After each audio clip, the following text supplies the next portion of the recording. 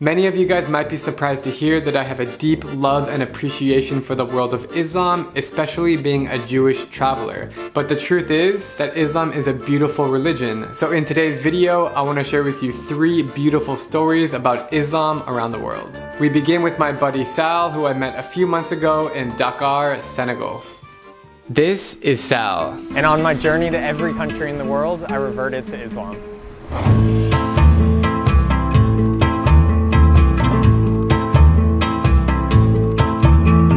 Sal grew up Catholic in the great state of Indiana and spent 11 years going to Catholic schools. And we would go to church almost every Sunday. I took it pretty seriously. I would read the catechism and read the Bible. And in college, he did an 18-month world tour across East Africa, Israel, Palestine, the Middle East, India, Nepal, and Venezuela, and that's what opened up his mind to the world. He became more and more curious about his spirituality and was searching for himself until one specific day in February of 2013 when it all came together.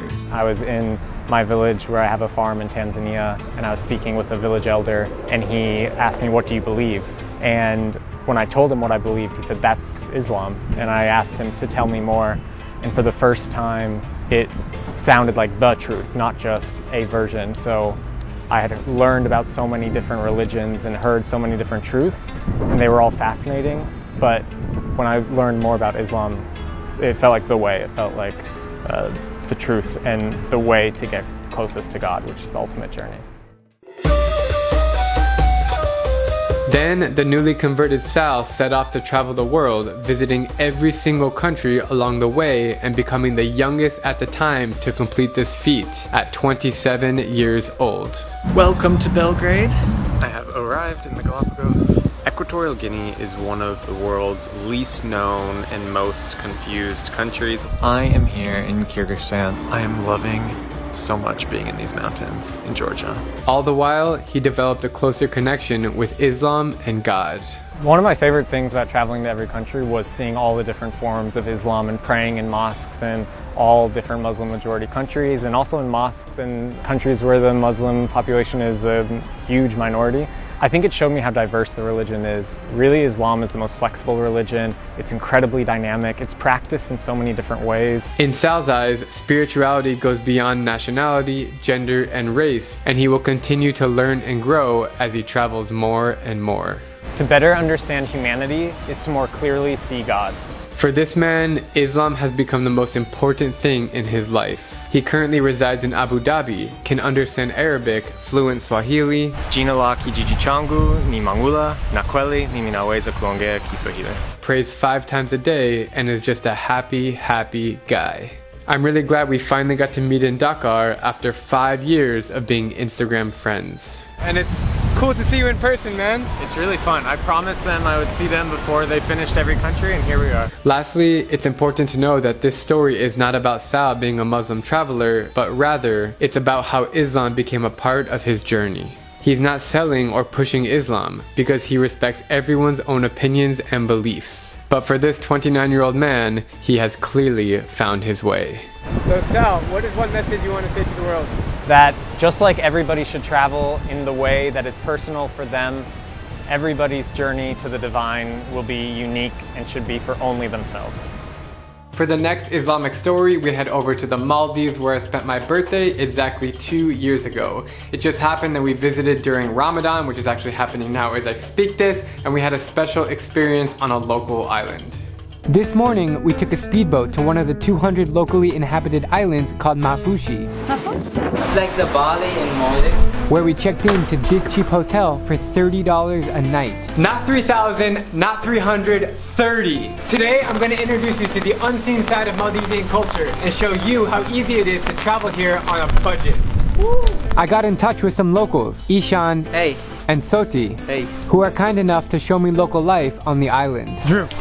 Yeah. Smile. It's the start of rainy season, and it's been windy and pouring since we arrived, but that's part of the experience. So we're trying to explore, but it's pouring rain outside. It was good, man. I was told I cannot come to the Maldives until I try their coconuts, so I headed to this local shop and got one for $2. Rest assured, It's pretty good. 30 rupiah, $2 for this coconut. Shukriya, thank you, thank you. The Maldives is a predominantly Muslim country, and there are 4 mosques on this island. I'm here during Ramadan, the holiest month in the Muslim religion, which means they don't eat from sunrise to sunset for a month. We headed to the biggest mosque to see iftar, or breaking the fast. It was really a special experience to witness this, and they all welcomed me with free food and open arms. It's an Islamic tradition to break the fast with dates, and they are really tasty. It's officially 6:13.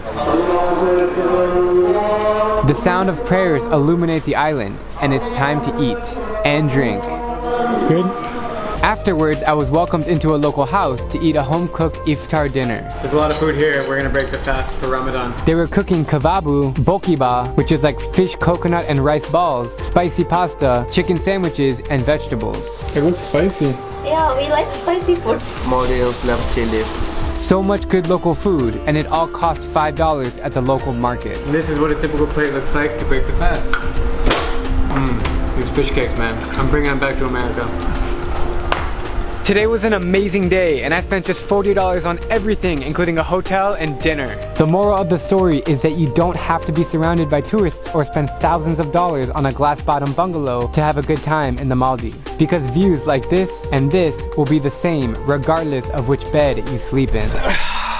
For my last story about Islam, I want to tell you about a young lady who I met in Paris last summer. Her story is truly amazing. This is Justine. And Islam became my life.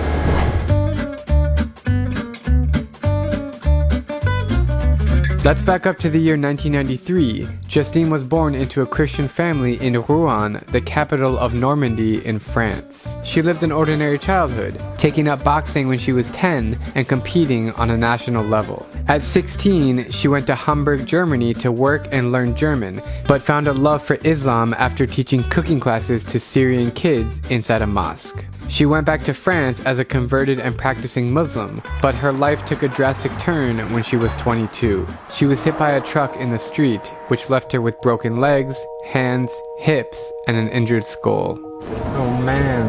How many stitches did you have? J'ai envoyé la 19. What happened during the accident? Bah, j'étais sur le trottoir, je devais traverser sur le trottoir d'en face.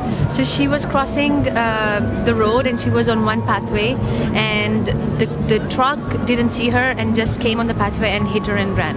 Her life flashed before her eyes. The doctors told her that she wouldn't be able to walk for 4 years. They told her that she would never be able to do sports again or to be a firefighter. But this girl is strong. After just 7 months of being disabled in a wheelchair, plus 2 operations, she found the courage to start walking again. That was 4 years ago, and it hasn't been easy since then. Every day, she has to do lots of physical therapy and take daily medications to keep her healthy. At times, she's been lost and confused, so she became more religious and it helped her recover and stay positive. She prays 5 times a day and she keeps halal. C'est pas directement après l'accident, c'est plus au moins un an après vraiment. Immediately after the accident, she realized that the accident was beneficial actually, and it was not something bad. It was just an exam or just a test from God. Her latest project entails this French gastronomic food truck, which she started 3 years ago. They only serve halal food, and it's amazing. Alors c'est un food truck qui fait des plats du jour. On fait des plats du jour, salades et wraps sur mesure. So it's a food truck who does wraps, salads. And what they do is they go to offices where they do not have canteens or their own cafeteria, and they take orders from there. And every week the menu varies. Justine just made us this food, and we're gonna try it. Deanna, go for it. C'est bon? How is it? I got the happy dance. Let me try. So good. Delicious. At 26 years old, Justine is now happy, healthy, and has a very bright future ahead. She plans to get married, visit Mecca, and expand her business overseas. So she said that since she started this, she proved herself, and she proves it every day to others as well, that you can be a woman, you can be disabled, a Muslim, and be a successful entrepreneur. For some of us, religion isn't a big part of our lives, and for others, it helps us find meaning and a purpose. This is a success story for how a young girl has used religion to help her overcome difficulties in her life. We must always respect other people's opinions and beliefs because you never know what they've been through. Justine is the ultimate fighter. I would like to end this video by saying Ramadan Mubarak to all my Muslim brothers and sisters out there. I really hope to see you guys soon, inshallah, whenever I'm able to travel again and the world gets back to normal. So with that being said, have a wonderful day, guys. Love you so much, and I'll see you later.